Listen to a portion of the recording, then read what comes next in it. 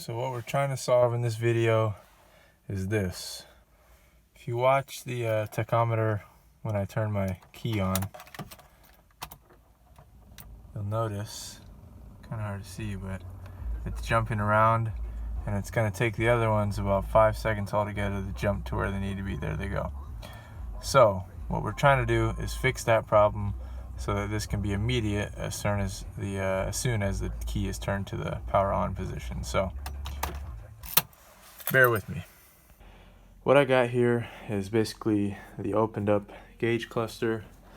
The way this pops off is there's all these little tabs that you basically try to pry open and keep open so you can get all of them open at once. Pulls out like this. After that, then there are these clear plastic clips that secure into this on the back side. So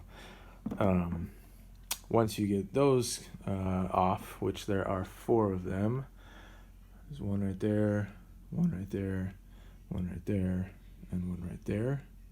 Once you get those off, then this pops off of the white piece, and you then are exposed for the computer board. So what we're basically going to be doing is we're going to be taking these super tiny little resistors. Grab it. So this is a 100 ohm resistor, and basically what we're going to do is we're going to solder them in between diagonally for the stepper motors that are affected. Alright, so a couple things to show you guys. First off, I did end up sticking with the double resistor on each one. It's not going to hurt, and that way it kind of guarantees me, because some of them work better upwards and some of them are better diagonally to match the resistance that the stepper motor needs to help calibrate, or make it easier for it to calibrate since they're getting weak over time. So doubling up on each one is not going to hurt anything, and it just kind of guarantees if it starts getting weak, if it's not already, it can kind of help match the resistance it needs in either direction. So that being said, the next thing I was going to show you guys, as you can see, I've already taken some of the bulbs out from here, but yeah, to do that, all you need is this is a 6mm little socket, and you basically just pop it on there, twist to the left or counterclockwise, and then this will just come on out just like that. And most of these on mine, like the socks and sandals combo, most of these on mine were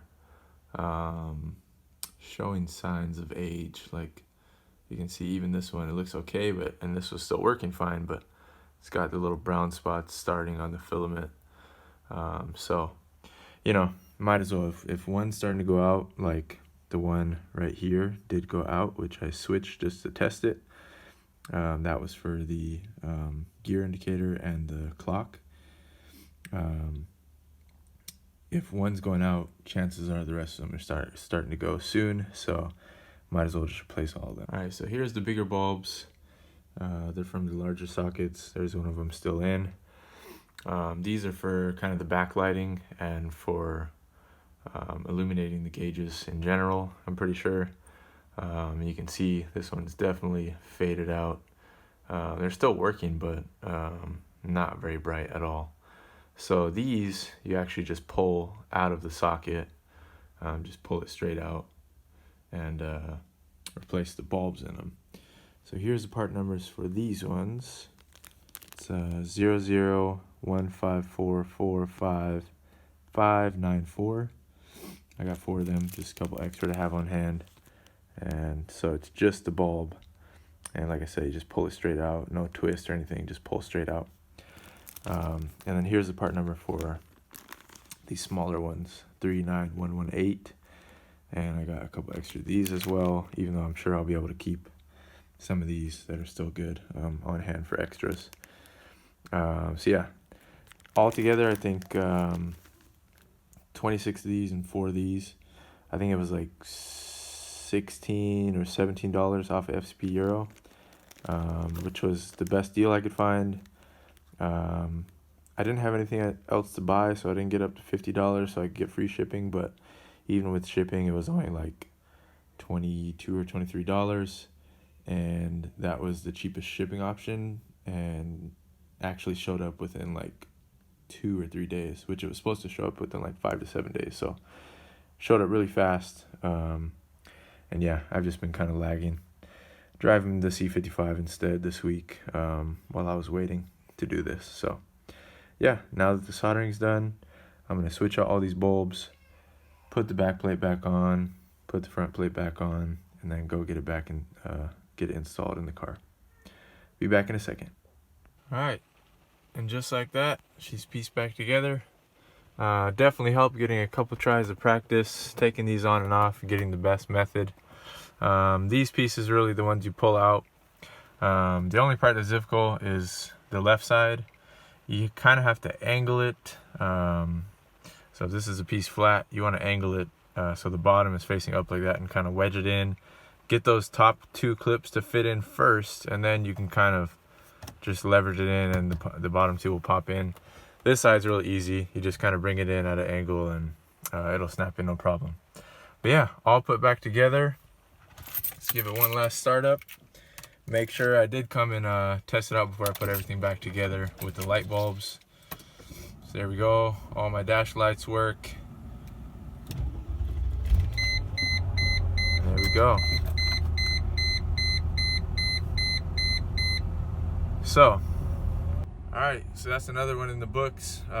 Super happy I took the time to do this. Learned a little bit and fixed a problem that wasn't necessarily the biggest deal, but it was a little annoying, and you know, I want the car to work how it's supposed to. So getting those gauges to work properly and respond instantly to the key instead of lagging like they were, you know, just makes the car feel that much more kind of crisp and put together. So those are the kind of small detail things that I like to do, and glad I took care of this one today.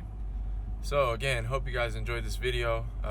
Thank you guys for watching, tuning in. Hit that subscribe button if you guys would like to see more of this content revolving around these older AMGs. Yeah, that's about it. This is a fun one, a little bit challenging, not really, just tedious, but that's it for this one. Coming up soon, I got the C55 spark plugs and the pads for the torsion bars on the ML55, and then we're going to be doing a road trip to California. I'm not taking one of these cars, mostly for the gas mileage. I wanted to, but the Toyota's obviously going to save us a lot of money on gas. So when we get back, then I'll get back to it, and until then, see you guys and take care. Later.